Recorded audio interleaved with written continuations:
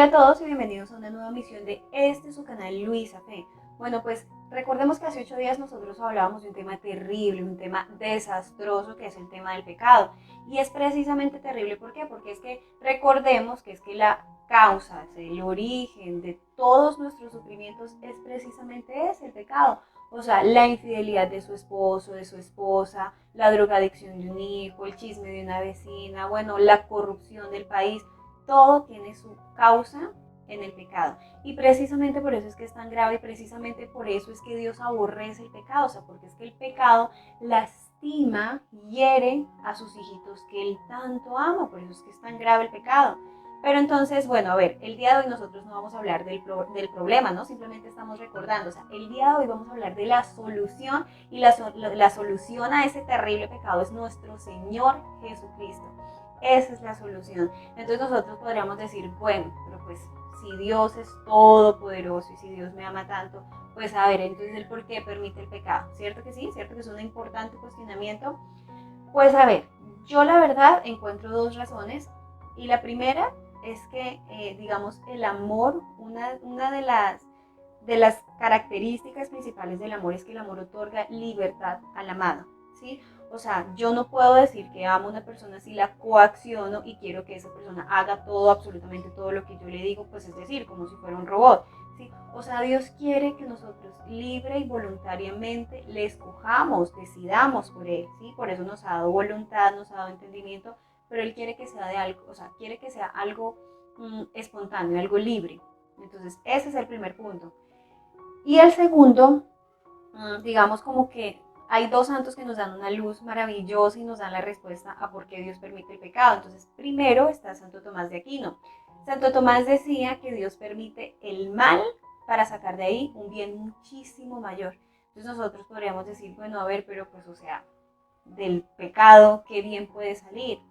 Entonces nos vamos a otro santo, que es San Agustín. Y él decía, bueno, nosotros esa frase de San Agustín la recordamos ahorita en la celebración de Pascua, en el pregón pascual. Decíamos, feliz culpa, ¿sí? Dichosa culpa, bendita culpa la de Adán, que nos ha otorgado, nos ha concedido a semejante Redentor que es nuestro Señor Jesucristo, ¿sí? Porque es que con Cristo nosotros no solamente, digamos, como que retornamos a esa amistad con nuestro Señor, sino que recibimos bendiciones que jamás hubiéramos imaginado, ¿sí? O sea, con Adán nosotros perdimos el paraíso, pero es que con Jesucristo ahora tenemos el cielo.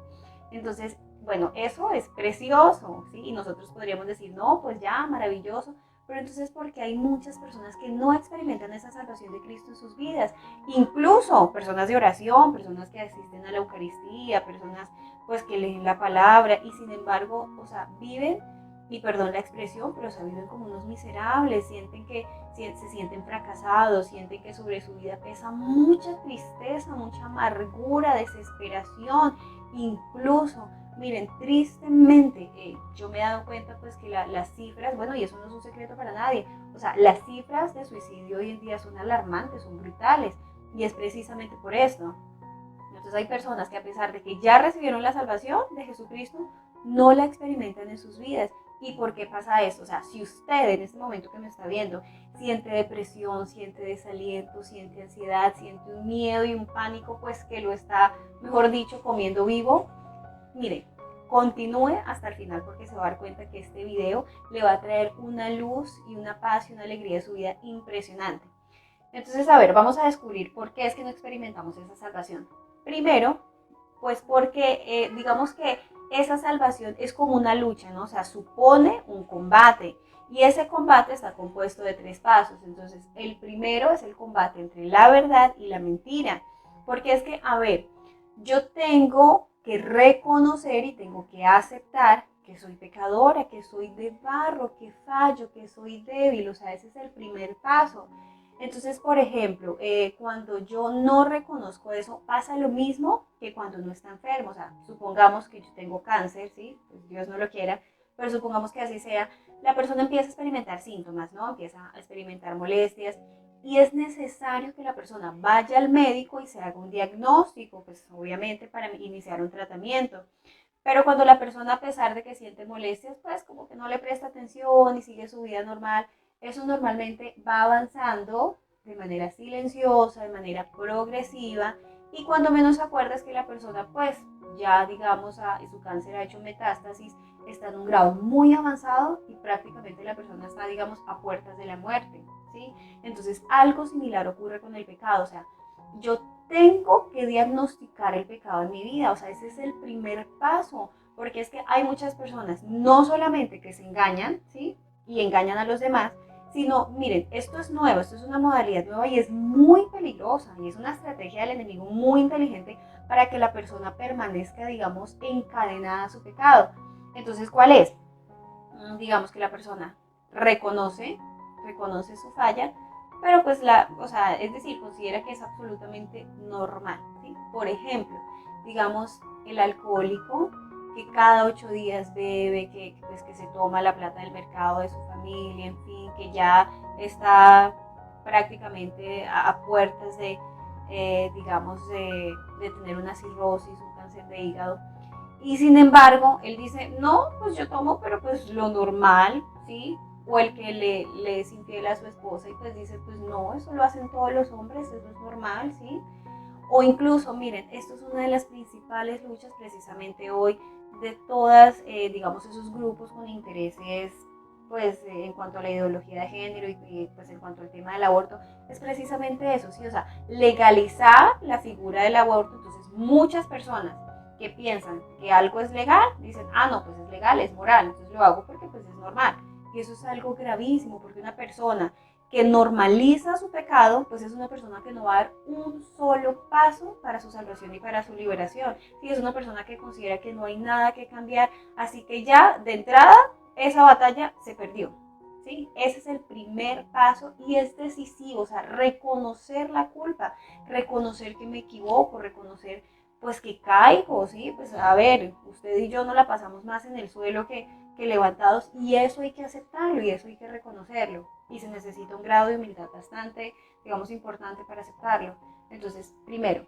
Segundo, o sea, cuando yo ya reconozco, hay una estrategia terrible del enemigo y es hacer que la persona caiga en una desesperación terrible, ¿sí? En una desesperación brutal, porque entonces cuando yo reconozco, sí, que he fallado, que le he hecho daño a otros, entonces, ¿qué me dice el enemigo? No, es que usted es una fracasada, usted es una perdedora, usted es mala, usted es perversa, usted lo único que hace es hacerle daño a los demás, usted ya no tiene remedio, usted es una causa perdida, o sea, y es como una avalancha de, digamos, de críticas a uno mismo, de sensación de culpa, de desesperación, y la persona empieza a experimentar eso. Recordemos que lo hablábamos en un video anterior, sí, precisamente eso fue lo que pasó con Judas. O sea, Judas reconoció efectivamente pues que había obrado mal, ¿sí? De hecho, él fue donde las autoridades judías y les dijo, es que he entregado a un hombre inocente. ¿Y cuál fue la respuesta de las autoridades? Bueno, ¿y a nosotros qué?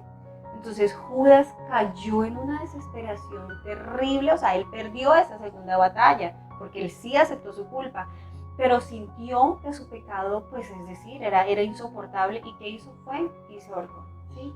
Entonces perdió esa segunda batalla. Así que, ¿cuál sería la tercera? Pues la tercera batalla es entre la fe y la incredulidad. O sea, en este punto es clave, es decisivo poner nuestra confianza en el Señor. Porque es que, a ver, Judas se apoyó de pronto en sí mismo, ¿sí? O sea, y es lo que le pasa a muchas personas. Miren, este tema, de pronto algunos pueden tomarlo como con cierto entusiasmo, con cierta alegría y decir, ay, no, sí, mire, tiene razón, y se llenan como de esa alegría, bueno, repito, como ese entusiasmo, y no, voy a cambiar. Miren, eso es un error grave porque a veces nosotros hacemos planes apoyados en nuestras virtudes y en nuestras capacidades, y en la lucha contra el pecado eso no puede ser así.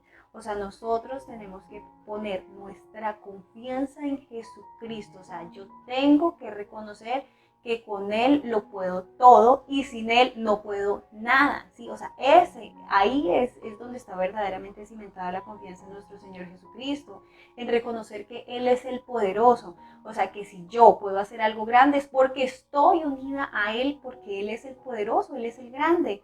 Esa es la verdadera confianza. Entonces, cuando yo no reconozco eso, sino que me apoyo en mí misma, pues hombre, tarde o temprano uno termina colapsando al darse cuenta que efectivamente, digamos, el pecado es como, tristemente, a veces como un círculo vicioso, ¿no? Es decir, usted y yo no la pasamos, como les decía hace un momento, pues más en el suelo, ¿sí? Más en el suelo que de pie, pero pues afortunadamente, mire, Dios nos ama tanto, haga de cuenta que usted es pues no sé, como la niña de los ojos de Dios, o sea, todo el tiempo Dios está pendiente de usted, le ama, le cuida, lo sostiene. Entonces ahí es donde está nuestra esperanza, en que a pesar de mi pecado, Dios me ama, me perdona, me sana y me restaura.